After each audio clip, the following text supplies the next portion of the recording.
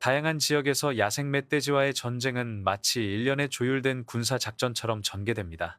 각 작전은 농업 생계를 보호하고 취약한 생태계를 복원하며 점점 더 공격적으로 변하는 야생 멧돼지 개체군의 확산을 억제하기 위해 헌신하는 숙련된 사냥팀의 굳건한 의지를 보여줍니다. 전 세계 각지에서 온 이 노련한 전문가들은 현대 농업의 가장 끈질긴 적 중 하나에 맞서 싸우는 것이 무엇을 의미하는지 보여줍니다. 그들의 임무는 전략적 정밀성, 상황 인식, 그리고 자신들이 활동하는 환경에 대한 깊이 있는 이해에 달려 있습니다. 케냐에서는 이른 아침의 고요함이 한 번의 계획된 매복 공격으로 깨졌습니다. 오전 6시쯤 사냥대는 이미 자리를 잡고 탁 트인 들판을 둘러싼 빽빽한 덤불을 조용히 관찰하고 있었습니다. 은은한 바스락거리는 소리가 야생 멧돼지의 접근을 알렸습니다. 멧돼지는 누군가 자신을 지켜보고 있다는 사실도 모른 채 조심스럽게 시야에 들어와 지형을 살폈습니다. 완벽한 타이밍으로 단 한 발의 총성이 아침 공기를 가득 메우며 교전은 신속하고 효과적으로 마무리되었습니다. 이는 임무에 투자된 계획과 규율을 증명하는 증거였습니다. 사보에서 멀지 않은 곳에서 또 다른 치밀한 요격 작전이 벌어졌습니다. 사냥꾼들은 견고한 오프로드 차량을 타고 도착하여 자연 암석층 뒤에 몸을 숨겼습니다. 그들은 숙련된 눈으로 멀리 있는 언덕을 살피며 움직임을 기다렸습니다. 마침내 경사로에서 멧돼지 한 마리가 먹이를 찾는 모습이 포착되었습니다. 이어서 정확한 사격으로 멧돼지가 농지로 넘어가기 전에 멈췄습니다. 이 순간들은 통제력, 인내심, 그리고 전술적 위치 선정이 얼마나 중요한지를 보여주는 사례였습니다. 특히 행동할 기회가 짧고 무자비한 광활하고 탁 트인 지형에서는 더욱 그렇습니다. 한편 폴란드 고원지대에서는 상황이 달랐습니다.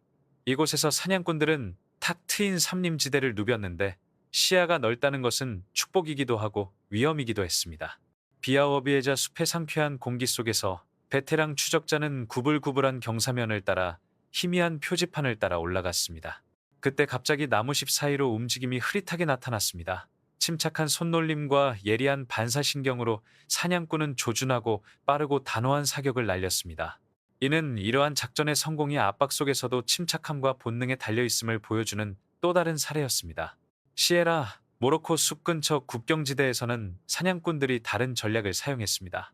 팀원들은 훈련된 추적견과 함께 광활한 초원을 샅샅이 뒤졌습니다. 추적견들이 신호를 보내짖으면 사냥꾼들은 즉시 행동에 나섰습니다. 야생 멧돼지가 은신처에서 뛰쳐나오자 조심스럽게 조준한 사격으로 멧돼지를 쓰러뜨렸습니다. 인간과 동물의 이러한 협력은 광활하고 예측 불가능한 환경에서 야생 개체수를 관리하는 데 매우 중요한 역할을 했습니다. 호르도바기의 벼농사 지역에 밤이 찾아오자 긴장감이 고조되었습니다. 주요 검문소 근처에 배치된 경비병들은 어두워지는 들판에서 갑작스러운 움직임을 감지했습니다. 거대한 멧돼지 한 마리가 돌진하여 경계를 돌파하려 했습니다. 하지만 사냥꾼들은 만반의 준비를 갖추고 있었습니다. 빠른 반사신경과 조율된 총격전 덕분에 돌파 시도는 저지되었고 농작물의 안전은 유지되었습니다. 야생 멧돼지에 대한 우려가 여러 지역에서 확산되고 있습니다. 멧돼지는 최대 136kg까지 나가고 강력한 상아를 가지고 있어 농지에 피해를 입히고 가축을 위험에 빠뜨리고 주변 지역 생태계를 교란할 수 있습니다.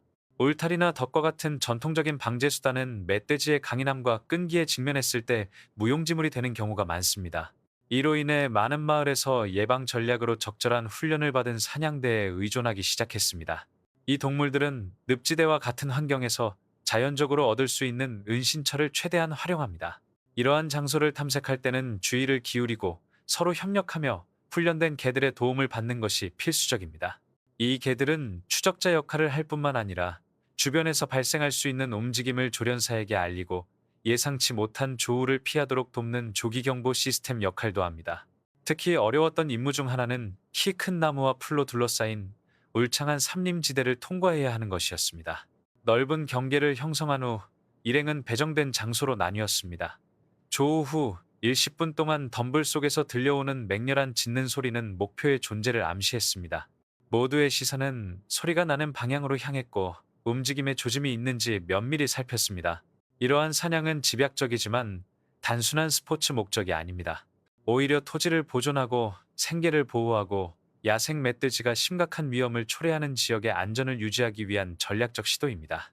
각 단체는 규율, 전문성, 그리고 협력 능력을 바탕으로 점점 심각해지는 문제 해결에 크게 기여하고 있습니다. 이 지역의 깊은 습지와 숲 가장자리는 야생 멧돼지에게 완벽한 서식지가 되었으며 빠른 번식과 파괴적인 행동은 농업과 농촌 안정에 끊임없는 위협이 되었습니다. 야생 멧돼지는 이 지역 산림의 상당 부분을 차지합니다. 가장 기억에 남는 대목 중 하나는 거대한 멧돼지가 갑자기 울창한 풀밭에서 나타나 대원 한 명을 향해 머리부터 돌진했던 것입니다. 연이어 발사된 포탄 덕분에 멧돼지는 짧은 시간 안에 쓰러졌습니다. 멧돼지는 의식을 잃고 쓰러졌습니다. 이 긴장감 넘치는 대치 상황 이후 팀은 추가적인 위협을 추적하기 위해 이동했습니다. 덤불에서 나와 멀리 있는 울창한 초목을 조심스럽게 뒤지는 야생 멧돼지들을 볼 수 있었습니다. 사냥꾼들은 즉시 전투에 돌입하는 대신 엄폐물을 찾아 서로를 인내심 있게 기다렸습니다. 멧돼지들이 가까이 다가오자마자 습지 전체에 울려 퍼지는 끊임없는 총격전이 벌어졌습니다. 모든 사격은 치밀하게 계획되고 실행되었으며 멧돼지들의 진격을 막는 데 성공했습니다. 멧돼지는 이러한 환경에서 번성할 수 있었는데 충분한 먹이와 빽빽한 은신처, 그리고 제한된 수의 천적이 제공되었기 때문입니다.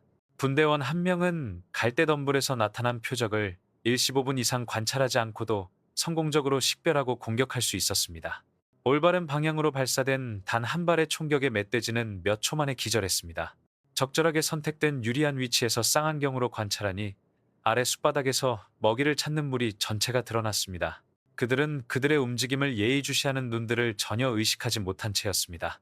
상당한 거리에서 한 마리의 멧돼지를 향해 요란한 총성이 울려 퍼졌고 멧돼지는 머리를 떨어뜨린 후 충격에 쓰러졌습니다. 야자수 덤불의 다른 부분에서는 또 다른 사냥꾼이 조용히 멧돼지를 조심스럽게 쫓고 있었습니다. 멧돼지는 야자수 뒤에서 나타났고 총을 들어 올려 침착하고 정확하게 발사했습니다. 총알은 목표물에 명중했고 멧돼지는 순식간에 아무런 저항 없이 쓰러졌습니다. 이러한 늪지대는 건너기 어려울 뿐만 아니라 무슨 일이 일어날지 예측하기 어려운 위험 요소들도 포함하고 있습니다. 야생 멧돼지는 빠른 번식력을 가지고 있으며 때로는 단 몇 달 만에 여러 번 번식하기도 합니다. 식량이 부족할 때는 농경지로 자주 침입하여 작물을 훼손하고 동물 전용 울타리를 부수기도 합니다. 많은 지역에서 인간의 거주지와 야생 지역을 구분하는 경계선이 점점 더 모호해지고 있습니다. 이러한 상황에서는 적극적인 야생동물 관리가 절대적으로 필요합니다. 하지만 야생 멧돼지를 통제하는 것은 쉬운 일이 아닙니다. 멧돼지는 끈기 있고 공격적이며 실제로 사냥에 능숙하기 때문에 자신을 과소평가하는 사람에게는 심각한 부상을 입힐 수 있습니다.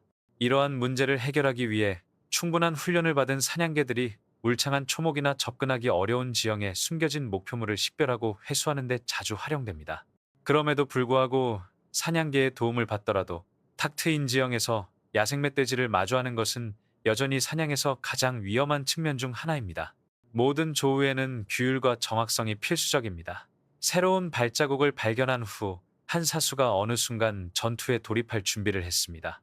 그들 앞 덤불에서 희미한 바스락거리는 소리가 들리자 멧돼지의 일부가 모습을 드러냈습니다.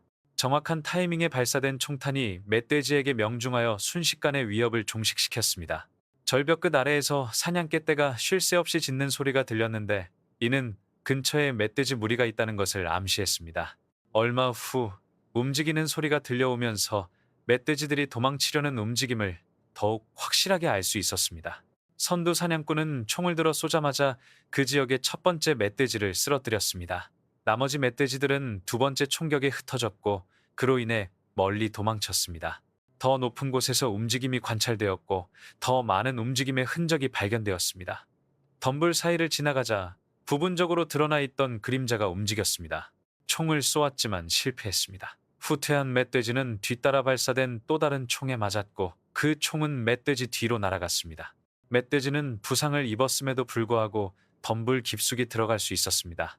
이때 또 다른 멧돼지 무리가 산비탈을 따라 내려오는 것이 목격되었습니다. 사냥꾼 중 한 명이 무리 중 두 번째 멧돼지를 조준하는데 오래 걸리지 않았습니다.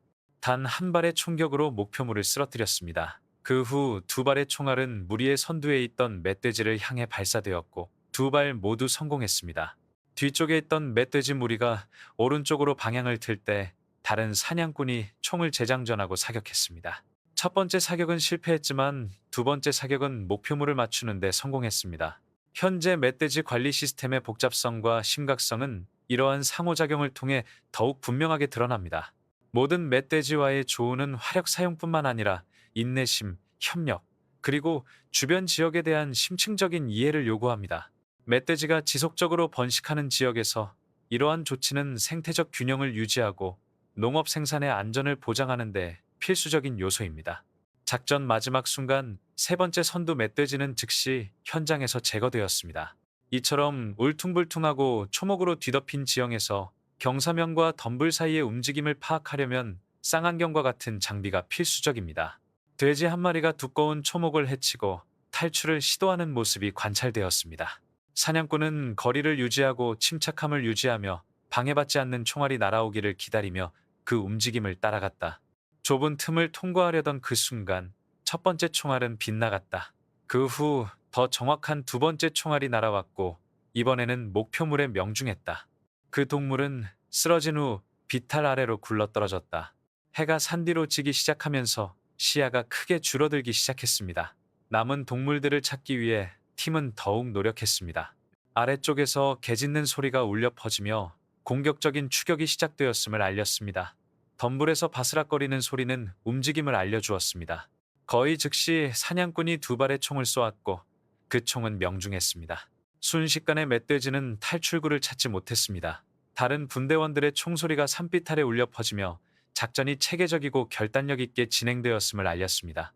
이 작전 덕분에 해당 지역의 마을과 농업에 심각한 위험이 제거되었습니다. 수백 킬로그램에 달하는 무게의 날카로운 엄니를 가진 멧돼지는 먹이에게 심각한 피해를 입힐 수 있습니다. 그들은 농장 파괴, 사회 기반 시설 파괴, 그리고 수천 달러에 달하는 재정적 피해를 초래합니다. 재산 피해뿐만 아니라 부상을 입히고 렙토스피라즘과 같은 질병을 퍼뜨릴 가능성이 있어 인간의 건강과 안전에 직접적인 위험을 초래합니다. 이처럼 극도로 위태로운 상황에서는 망설임의 여지가 없습니다. 이 작전을 지원하기 위해 훈련된 사냥개들이 파견되었습니다. 이 개들은 사냥 시 풀밭과 숲속에서 먹이를 추적하는 데 능숙합니다.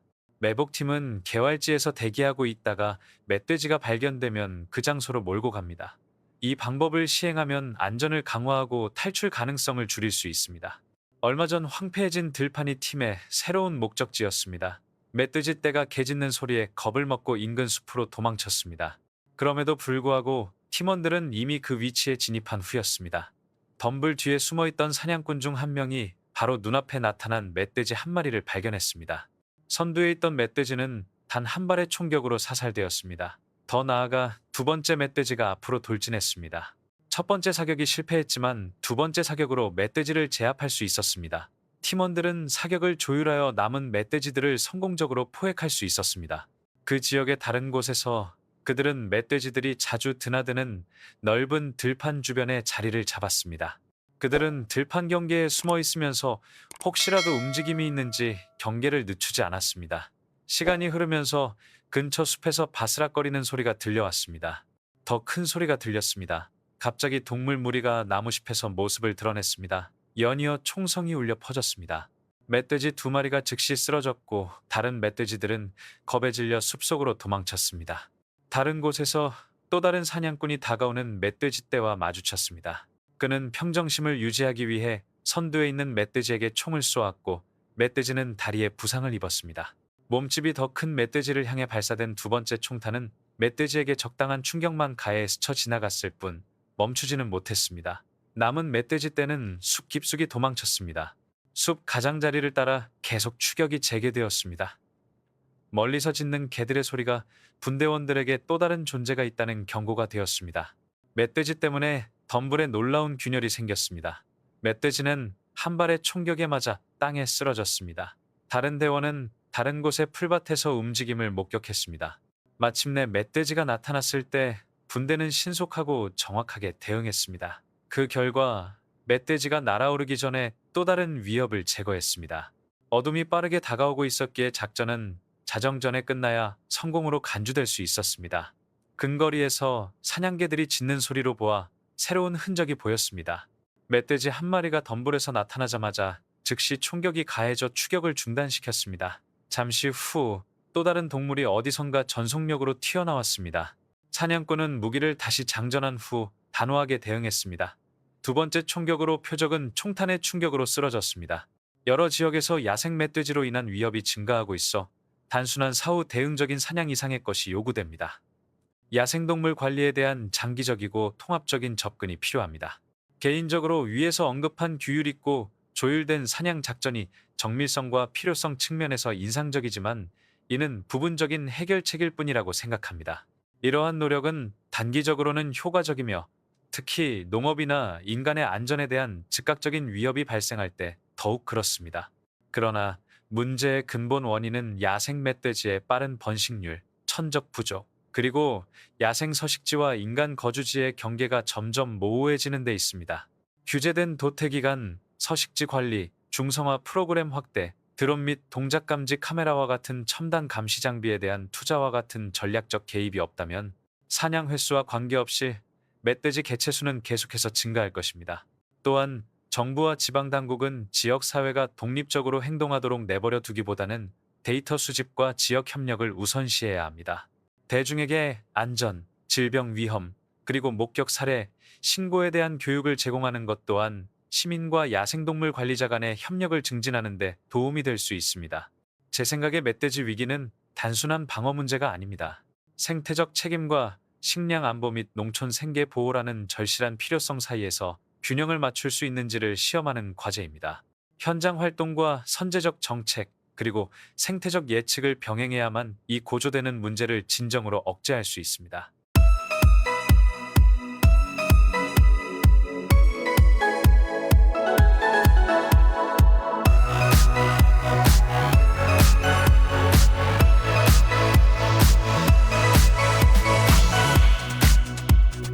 열대성 폭풍이 미국 남부 해안바다까지 양식장에 빠르게 접근하고 있습니다. 양식장에는 넓은 바다로 뻗어있는 가재 케이지가 있습니다. 이 양식장은 대서양에 위치해 있습니다. 48시간도 채 남지 않았습니다. 바다가 거세지기 전에 이 임무는 총 1만 마리의 바닷가재를 포획했으며 그 가치는 약 40만 달러에 달합니다. 실패는 곧 완전한 손실과 같습니다. 홍수로 인해 깨끗한 물이 오염되고 바닷가재가 폐사하며 1년 동안 벌어들인 수익이 손실될 것입니다. 악천후 속에서 이 이야기는 인간의 회복력에 대한 이야기입니다. 시간과의 싸움이며 매 순간마다 수만 달러의 손실이 파도에 떠밀려 갑니다. 포획 과정을 조사해 보세요. 태풍이 닥치기 전에 랍스터만 마리를 확보하는 것은 시간과의 싸움이며 총 가격은 40만 마리입니다. 뉴욕, 상하이, 그리고 세계 어느 곳에서든 고급 식탁에서 랍스터는 사치와 위험의 상징입니다. 개당 40달러에서 80달러 사이였던 이 제품은 2022년에 전 세계 시장 가치가 약 726억 달러에 달하는 데 기여했으며 이 수치는 계속 증가하고 있습니다. 하지만 그 윤기나는 붉은색 외관에도 불구하고 급속히 감소하는 야생개체 수로 인한 압력이 거세지고 있습니다. 남핵과 기후변화로 인해 외에는 훨씬 더 신뢰할 수 없는 자원이 되었습니다. 끊임없이 증가하는 수요를 충족하기 위해 새로운 산업형 농장이 필수적인 자원으로 부상했습니다. 하지만 연어나 타이거 새우와는 달리 바닷가재는 더욱 복잡하고 느리게 자라는 과정을 거쳐야 하며 엄격하게 규제되는 환경 조건이 수반됩니다. 이처럼 고압적인 환경에서는 수확 시기를 맞추는 것이 매우 중요합니다. 수십만 달러에 달하는 수확물도 며칠간의 지연, 폭풍 해일, 심지어 미세한 기온 변화와 같은 사소한 요인으로도 파괴될 수 있습니다. 결과적으로 육지에 도착하기 전에 만 마리의 바닷가재를 잡겠다는 이 임무는 총 40만 달러가 소요되는 시간과의 싸움입니다. 모든 경주는 가장 평범한 곳, 즉 부화장 수조 깊숙이 묻힌 아주 작은 알에서 시작됩니다. 최첨단 해안시설은 건강한 암컷 바닷가재를 신중하게 선별하고 자연이 아닌 인간이 통제하는 일정에 따라 산란을 촉진하기 위해 특수 사료를 공급합니다. 온도 조절 기술의 발전 덕분에 정확한 번식 시기를 정할 수 있습니다. 알은 이상적인 환경에서 부화되며 수온은 섭씨 75도에서 82도 사이로 일정하게 유지되고 산소와 청결도는 24시간 내내 모니터링됩니다. 60일 동안 유생은 여러 차례 탈피를 거쳐 바다에 맞설 만큼 강인한 어린 개체로 변합니다. 지금은 이 단계를 통과하는 모든 바닷가재가 폭풍이 오기 전에 포획해야 하는 총 1만 마리의 바닷가재에 포함되므로 오류의 여지가 없습니다.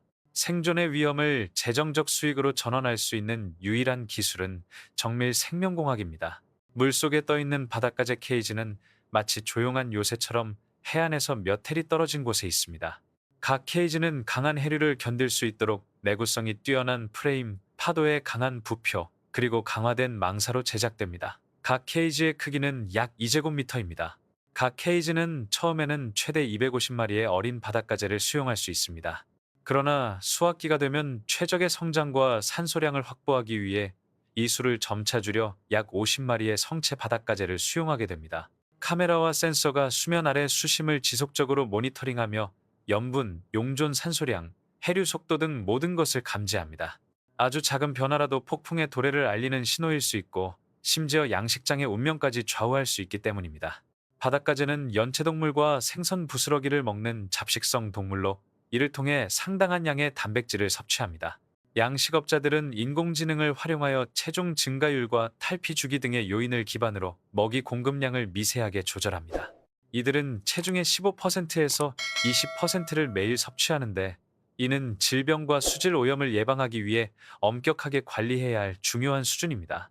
영양에는 기본적인 것 이상의 것이 있습니다. 일부 농장에서는 껍질을 벗긴 고기의 탄력과 날씨 변화에 대한 저항성을 높이기 위해 비타민, 미네랄, 미량 원소를 보충합니다.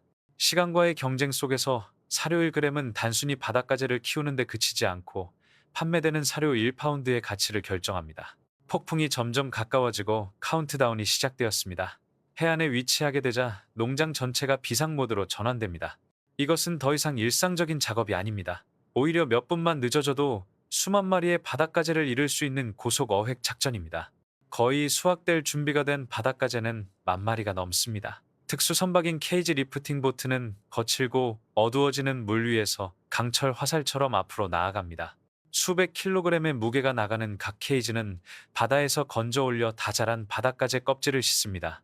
껍질은 단단하고 주변에 차가운 소금물에 닿으면 붉은색으로 빛납니다. 갑판 위에 작업자들은 서로 조화를 이루며 움직입니다. 어떤 사람들은 가재의 프레임을 분해하고 어떤 사람들은 각 가재의 생명력을 검사합니다. 이동식 저장 탱크는 최상급 가재만을 위해 마련되었습니다. 이 저장 탱크는 저장 탱크일 뿐만 아니라 발생하는 생물학적 충격을 줄이고 육질의 품질을 유지하도록 설계된 온도 및 산소 조절실이기도 합니다. 긴장감은 극도로 높습니다. 모든 움직임은 초 단위까지 정확해야 합니다. 배는 강한 돌풍에 전복될 수도 있습니다. 갑작스러운 해류 변화는 시스템 붕괴를 초래할 수 있습니다. 이 시점에서 승무원은 어떠한 실수도 해서는 안 됩니다. 적절한 시기에 성공적으로 어획된 모든 바닷가재는 단순한 산물이 아닙니다. 오히려 자연의 분노에 맞선 인간의 끈기와 회복력을 보여주는 증거입니다. 양식장의 모든 측면은 정밀 기계처럼 작동하며 사람, 기술, 그리고 바다가 시간과의 싸움에서 모두 협력합니다. 양식장은 완전한 성공과 완전한 실패 사이의 벼랑 끝에 서 있습니다. 폭풍이 몰아치기 직전 마지막 배가 도착할 때쯤이면 경주는 아직 끝나지 않았습니다. 오히려 특히 치열한 단계로 접어들고 있는 것입니다. 시간과 온도가 매우 중요한 해안 근처의 저온 가공시설에서는 살아있는 랍스터가 담긴 상자 하나하나가 신속하게 운반됩니다. 정밀한 기계, 살균된 해수 세척, 무게와 크기에 따른 등급 분류, 풍미를 가두는 급속 증기 처리, 그리고 몇 분 만에 진공 포장하여 섭씨 40도의 온도에서 급속 냉동하는 과정이 이곳에서 이루어집니다. 공장 내부에서 진행되는 모든 단계는 자동 센서와 전문 인력에 의해 모니터링되며 이 모든 과정은 차가운 산업용 조명 아래에서 이루어집니다. 냉장 가공 라인은 작업자들이 완전 보호 장비를 착용하고 신속하게 움직여야 하는 곳입니다. 랍스터의 신선도를 위협하지 않고는 단 한순간도 허비할 수 없습니다. 세계에서 가장 중요한 수입 시장의 엄격한 요건을 충족하기 위해 현장에서 무작위 샘플을 검사하여 pH 수치, 육질 경도, 운송 후 생존율을 측정합니다.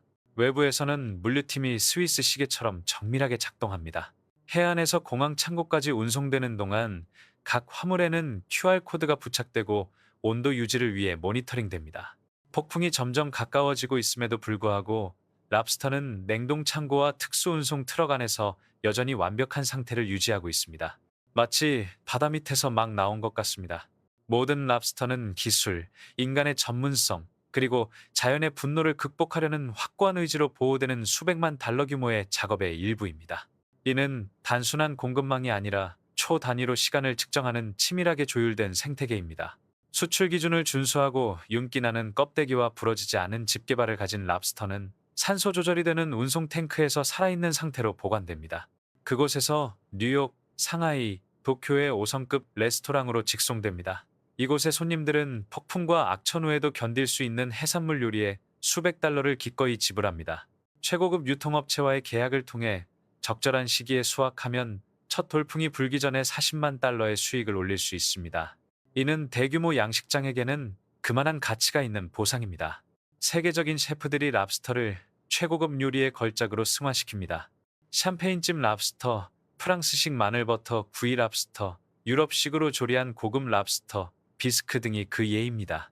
모든 요리는 셰프의 솜씨를 보여줄 뿐만 아니라 최고의 세련미와 화려함을 보여줍니다.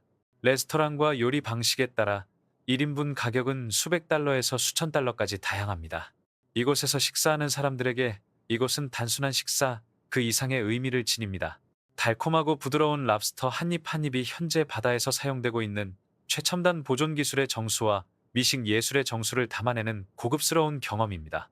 랍스터는 맛있는 별미일 뿐만 아니라 인간, 자연, 그리고 기술 사이의 섬세한 균형을 특징으로 하는 현대 해안 산업의 상징이기도 합니다. 랍스터 1만 마리 이상을 수확할 수 있는 시간이 48시간도 채 남지 않았습니다. 랍스터의 가치는 총 40만 달러에 달합니다. 만약 지연될 경우 랍스터 시즌을 잃을 뿐만 아니라 완전히 사라질 수도 있습니다. 이 바다 경쟁에서 무사히 해안으로 올라온 랍스터 한 마리는 인간의 독창성과 인내심을 보여주는 증거입니다. 더 많은 숨막히는 심해 이야기들을 놓치지 않으려면 채널을 구독하고 알람을 눌러주세요. 폭풍이 닥치기 전에 1,000마리의 바닷가재를 수확하기 위해 48시간 동안 경쟁한 이야기는 인간의 독창성과 결단력에 대한 증거일 뿐만 아니라 첨단 농업에 대한 현대 경제의 의존도가 높아지고 기상 조건이 점점 더 악화되고 있음을 극명하게 보여주는 사례이기도 합니다. 인간이 기술, 생명과학, 그리고 공급망 관리를 결합하여 야생 해산물을 세계 시장을 위한 고급 상품으로 탈바꿈시킨 방식에 깊은 감명을 받았습니다. 센서, AI, 엄격한 온도, 산소, 그리고 위생 관리는 양식 산업의 놀라운 발전을 보여줍니다. 이는 충분한 지식과 투자만 있다면 인간이 자연의 변덕스러움을 어느 정도 통제할 수 있다는 사실을 보여주는 증거입니다. 하지만 고급 레스토랑의 화려한 고급 요리 뒤에는 양식업자, 기술 엔지니어, 물류팀에 이르기까지 엄청난 압력이 얽혀 있습니다. 바닷가재 한 마리 한 마리는 금전적 가치뿐만 아니라 회복력, 계산 능력, 그리고 위험까지 지니고 있습니다. 폭풍은 자산을 휩쓸어갈 뿐만 아니라 수백 명의 생계와 노력을 위협합니다. 이를 통해 저는 오늘날 사람들이 성공과 재앙 사이에 매우 위태로운 경계선을 걷고 있음을 봅니다. 발전을 유지하려면 기술에만 의존할 수 없으며 자연의 연약함을 더욱 인식하고 미래에는 더욱 지속 가능하고 안전하며 위험성이 낮은 생산 모델을 모색해야 합니다.